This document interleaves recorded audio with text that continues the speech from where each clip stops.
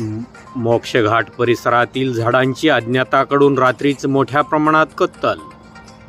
पैठण शहरातील ऐतिहासिक आणि धार्मिकदृष्ट्या महत्त्वाच्या मोक्षघाट या परिसरात असलेल्या मोठ्या झाडांची अज्ञात व्यक्तीकडून रात्रीच्या अंधारात कत्तल करण्यात आल्याची धक्कादायक घटना समोर आली आहे। या प्रकारामुळे परिसरातील नागरिकांमध्ये संतापाची लाट उसळली आहे। अलीकडेच नगर परिषदेच्या वतीने या परिसरात स्वच्छता, शिस्तबद्ध व्यवस्था आणि काकस्पर्श शुद्धतेसाठी सुविधा यासाठी प्रशासकीय पावले उचलण्यात आली होती। परंतु याच भागात पूर्वी काही दारुडे आणि अनधिकृत वसुली करणारे लोक सक्रिय होते। बाहेरून येणाऱ्या भाविकांकडून पार्किंगच्या नावाखाली जबरदस्तीने वसुली केली जात असल्याच्या तक्रारी स्थानिकांनी अनेकदा केल्या होत्या।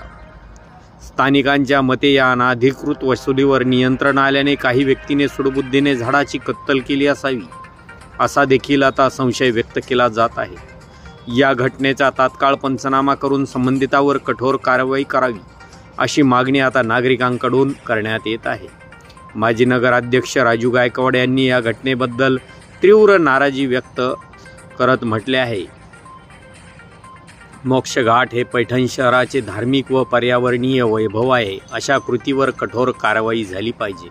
दरम्यान वन विभाग आणि नगर परिषद प्रशासनाने तातडीने चौकशी सुरू करून दोषींना उघड करावे अशी मागणी आता संतप्त पैठणवासियांनी केली आहे।